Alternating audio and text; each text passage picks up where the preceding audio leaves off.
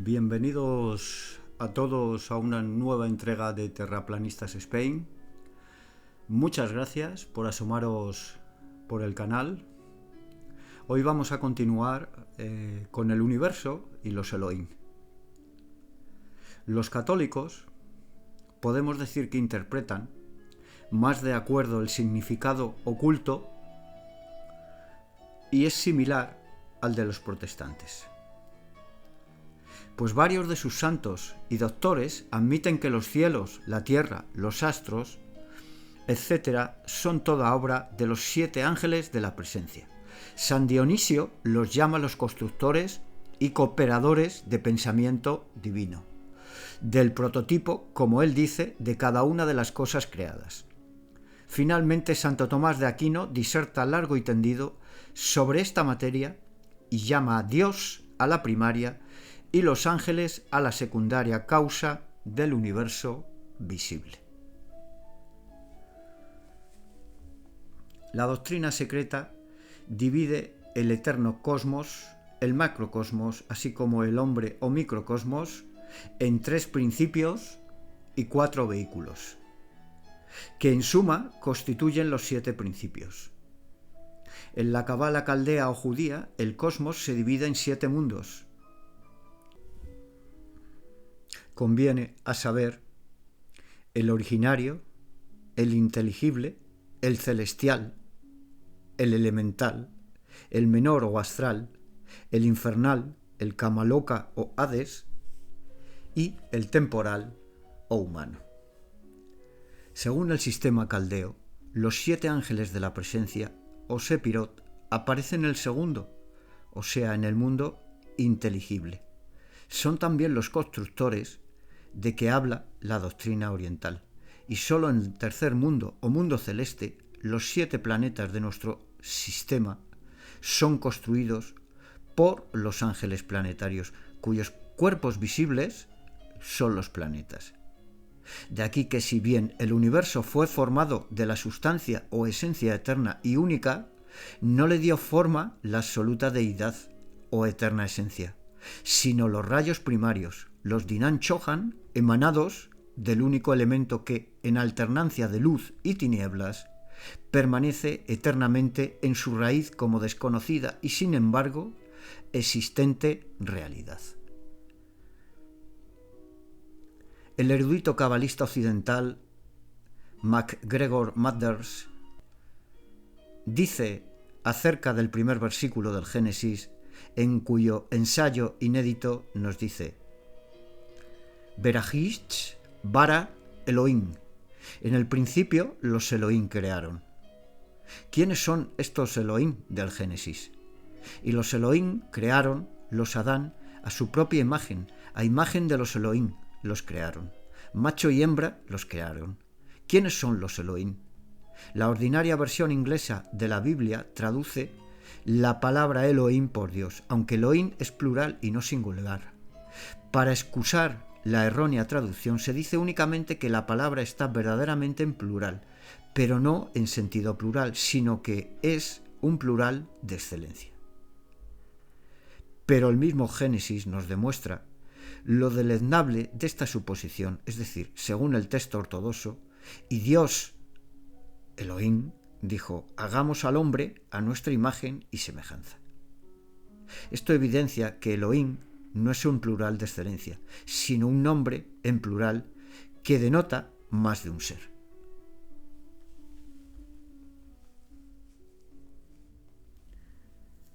Para descubrir el verdadero significado del simbolismo oculto en la palabra Elohim, hemos de valernos de la clave de la doctrina esotérica judía, de la que escasamente es conocida y menos aún comprendida la Cabala. En ella veremos que esta palabra representa la unión de 2 potestades, una masculina y otra femenina, coiguales, coeternas y conjuntas en sempiterna unión para el mantenimiento del universo. Son el padre y la gran madre de la naturaleza, en el que se transfunde el eterno ser antes de la manifestación del universo. Porque según la Cabala, antes de que la divinidad se transfunda y desdoble en las 2 potestades, masculina y femenina, no puede manifestarse el universo. Esto mismo significa el Génesis al decir que la tierra estaba vacía y sin forma.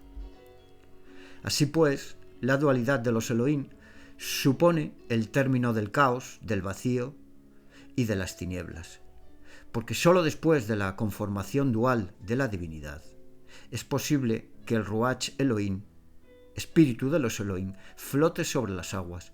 Pero todo esto es una mínima parte de la información que acerca de la palabra Elohim podríamos entresacar de la Cabala de los iniciados. Aquí debemos advertir la confusión, por no decir algo peor, que predomina en las interpretaciones occidentales de la Cabala. El desdoblamiento del eterno ser único en el Gran Padre y la Gran Madre de la naturaleza, dicho así, para los comienzos revela un horrible concepto antropomórfico que atribuye sexo a las primeras diferenciaciones de lo único. Más erróneo es todavía identificar estas primarias diferenciaciones, el Purusha y el Pratiki de la filosofía inda, con los Elohim, o potestades creadoras, y atribuir a estas, para nosotros, inconcebibles abstracciones, la formación y construcción de este visible mundo de penas, culpas y tristezas. Verdaderamente, la creación de los Elohim, a que nos estamos refiriendo, es una creación muy posterior, y lejos de ser los Elohim, potestades supremas, ni siquiera excelsas de la naturaleza, son sólo ángeles inferiores. Así lo enseñaban los gnósticos, que sobrepujaban en sentido filosófico a todas las primitivas escuelas cristianas. Enseñaban que las imperfecciones del mundo dimanaban de la imperfección de sus arquitectos o constructores, los ángeles inferiores. Este concepto hebreo de los Elohim es análogo al de los Prajapakiti de los hindúes, pues según las interpretaciones de los Puranas, los Prajapakitis formaron únicamente los mundos físico y astral, pero no podían dar la inteligencia o razón, y por lo tanto fracasaron al crear al hombre, según se dice en el lenguaje simbólico. Que los Elohim no son Dios ni siquiera los más elevados espíritus planetarios, sino los arquitectos de este visible plano físico y del cuerpo o vehículo carnal del hombre. Es dogma fundamental de la Cabala que el sucesivo desenvolvimiento de la negativa a la positiva existencia de la divinidad está simbolizado por el también sucesivo desenvolvimiento de los 10 números naturales, desde el cero a la pluralidad, a través de la unidad. Esta es la doctrina de los sefirot o emanaciones. Porque la interna y oculta forma negativa concentra un núcleo que es la primera y primaria unidad.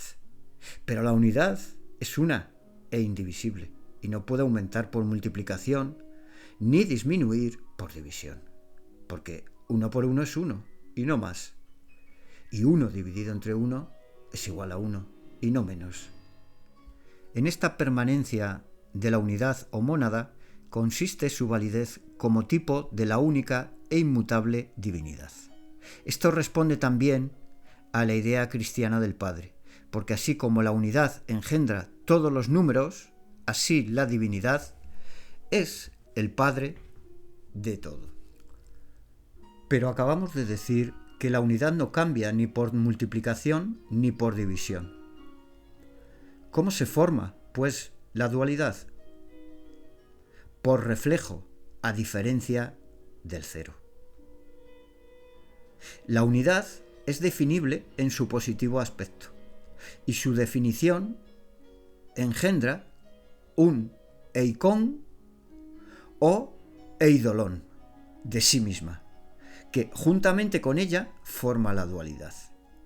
Así el número 2 tiene cierta analogía con la idea cristiana del Hijo como segunda persona.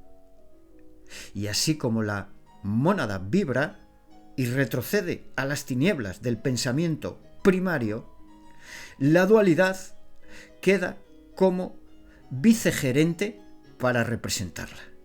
De este modo, en el fondo de la unidad, la idea trina, el número 3, resulta coigual y coeterno con la dualidad en el seno de la unidad, aunque proceda numéricamente de ella. La explicación que parece indicar el autor Matters está convencido de que la creación de referencia no es la verdaderamente divina o primaria, puesto que la mónada, la primera manifestación en nuestro plano de objetividad, retrocede a las tinieblas del pensamiento primario, es decir, a la subjetividad de la primera creación divina. Además, esto relaciona parcialmente con la idea cristiana del Espíritu Santo y con el conjunto de los tres que forman una Trinidad en la unidad. Esto explica también la verdad geométrica de que sean tres el menor número de líneas necesarias y suficientes para formar una figura plana, pues dos tan solo no pueden cerrar espacio, sin el complemento de la tercera. A los tres primeros números naturales les llaman los cabalistas Keter o la corona, Chomak o la sabiduría y Binak o la inteligencia. Por otra parte, asocian además a estas denominaciones los diversos nombres de Eneich, yo existo, para la unidad, Yah para la dualidad y Elohim para la Trinidad. A la dualidad la llaman también Abba, el Padre, y a la Trinidad Aima, la Madre, cuya eterna conjunción simboliza la palabra Elohim. Pero lo que particularmente sorprende a todos los estudiantes de la Cábala es la maliciosa persistencia con que los traductores de la Biblia han eliminado cuidadosamente toda referencia a la forma femenina de la divinidad.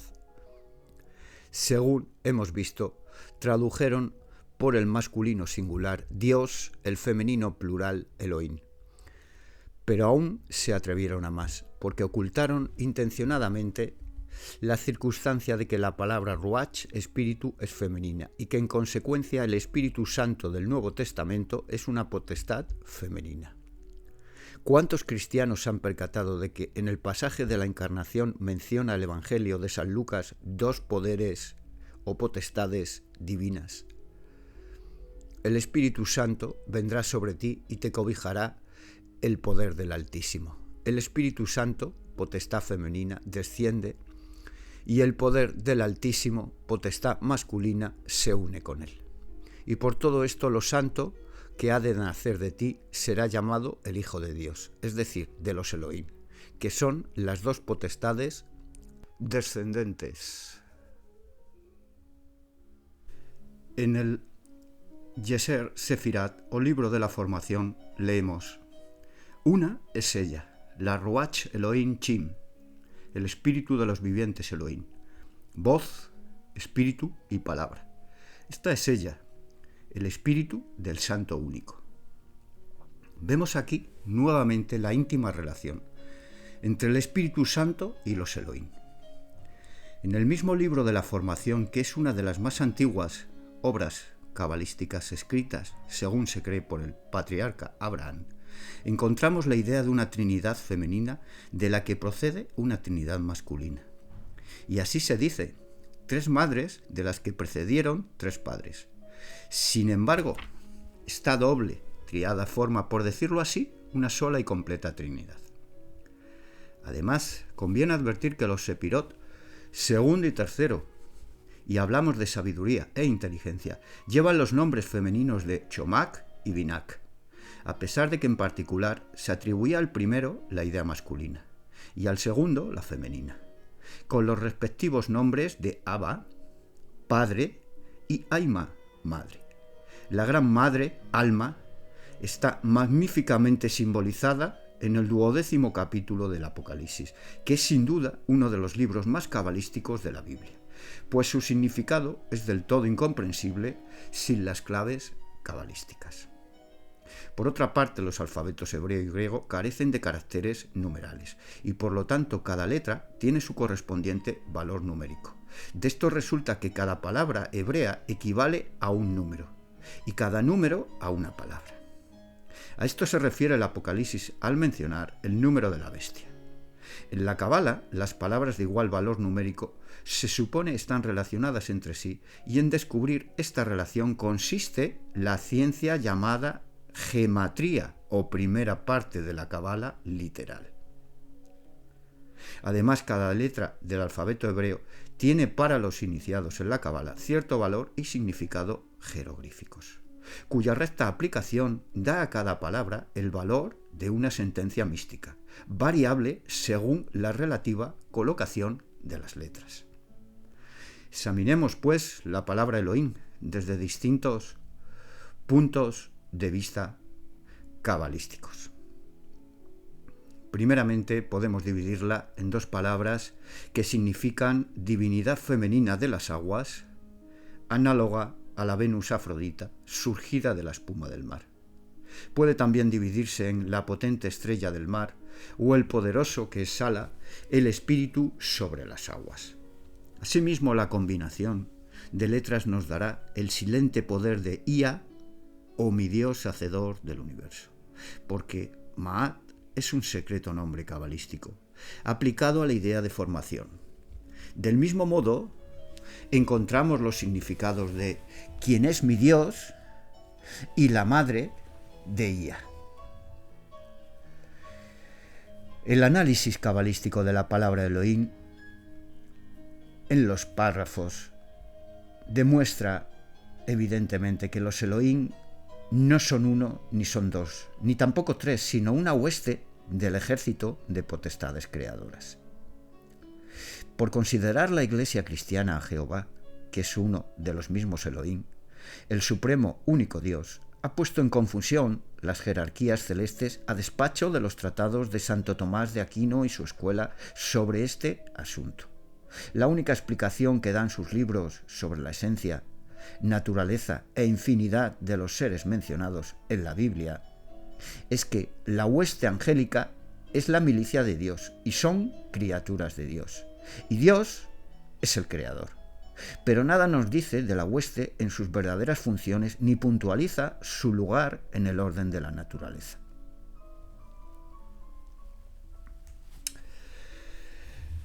Todo esto nos enseña poco respecto de las verdades y funciones de este ejército celeste, y nada nos dice de su lugar en la evolución ni de su relación con el mundo en el que vivimos.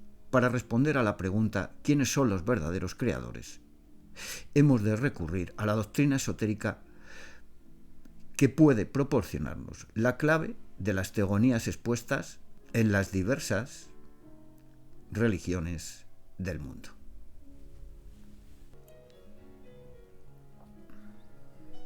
La doctrina secreta nos enseña que el verdadero creador del cosmos, así como de toda la naturaleza visible, sino de todas las invisibles huestes de espíritus no venido aún al cielo de necesidad o evolución, es la hueste operante, los dioses en colectividad, o sea, el Señor, el ejército que colectivamente implica la unidad en la variedad.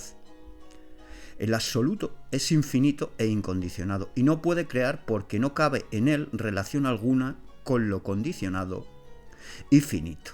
Si todo cuanto vemos desde nuestro sol hasta la hierba y las motas de polvo hubiesen sido creadas por la perfección absoluta y fuera obra directa de la primera energía procedente de ello, entonces todas las cosas serían tan perfectas, eternas e incondicionales como su autor.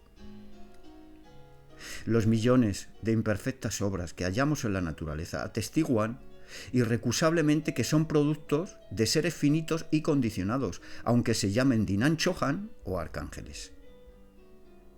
En suma, estas imperfecciones, obras, son el incompleto resultado de la evolución, bajo la guía de los dioses imperfectos. El Zohar corrobora esta idea con tanta fuerza como la doctrina secreta, pues habla de los auxiliares del anciano de los días, y los llama Aupanim, o las vivientes y poderosas ruedas de los celestes orbes que tomaron parte en la creación del universo. El Creador no es absoluto, incondicionado, ni siquiera su reflejo, sino los 7 dioses, los constructores que con la materia eterna moldean el universo y lo vivifican en objetiva vida, reflejando en él la única realidad. Crearon, o mejor dicho, formaron el universo, los seres que constituyen la hueste de Dios, a los que la doctrina secreta llaman Dinan Chohan, los indos Prajapatis, los cabalistas Sepirot, los budistas Devas, los mazdeístas Amhanspens, todos los cuales son fuerzas impersonales, pues son ciegas. Conviene advertir que mientras que para los místicos cristianos la creación es obra de los dioses de Dios, para los clérigos dogmáticos el creador es el Dios de dioses y Señor de señores. Según los israelitas, Jehová es el Dios superior a todos los dioses. Sé que el Señor, y hablamos del de Israel, es grande y que el Señor nuestro es superior a todos los dioses. Porque ídolos son los dioses de todas las naciones, pero el Señor hizo los cielos.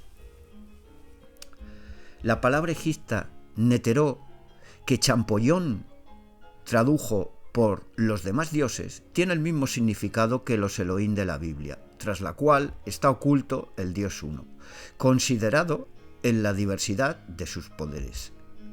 Este Dios único no es el caso de Parabrahmán, sino el Logos inmanifestado, el Deimurgo, el verdadero creador o hacedor que le sigue representando a los Deimurgos en colectividad.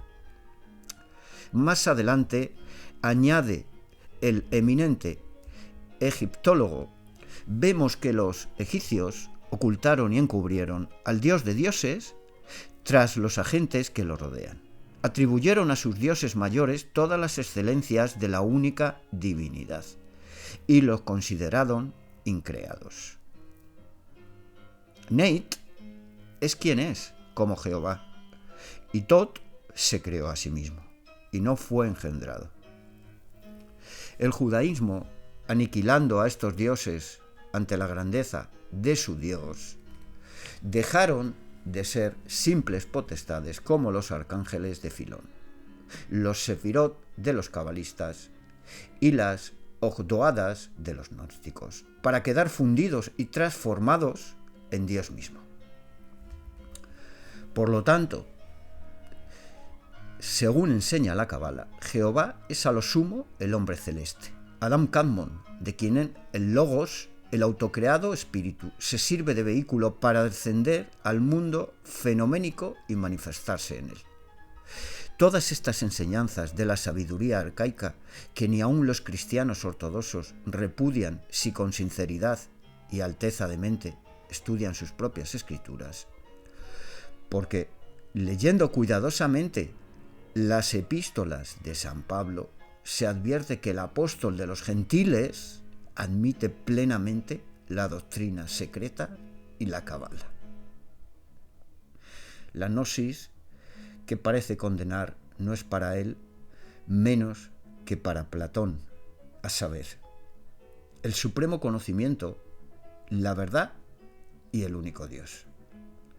Porque lo que San Pablo condena no es la verdadera, sino la falsa gnosis y sus abusos. Pues de lo contrario, ¿cómo hubiera hablado como un platónico de abolengo las ideas o tipos archai del filósofo griego, las inteligencias de Pitágoras, las emanaciones o eones de los pantelistas, el logos o verbo, arquetipo de las inteligencias, la sabiduría o sofía, el deimurgos o constructor del universo bajo la dirección del Padre o logos inmanifestado, de quien procede el infinito y desconocido Ein Sof.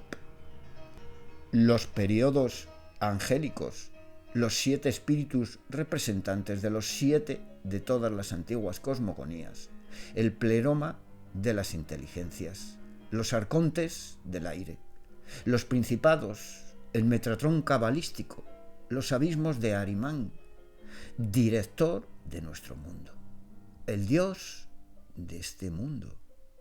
Todos estos conceptos que he expuesto anteriormente los expone en los escritos de San Pablo, reconocidos canónicamente como inspirados por la Iglesia. También se pueden reconocer dichos conceptos en los escritos católicos romanos cuando se leen sus obras en los textos griegos y latinos, cuyas traducciones dan muy pobre idea de los originales. Como siempre, daros las gracias si habéis llegado hasta el final y abrazos para todos. Hasta la próxima.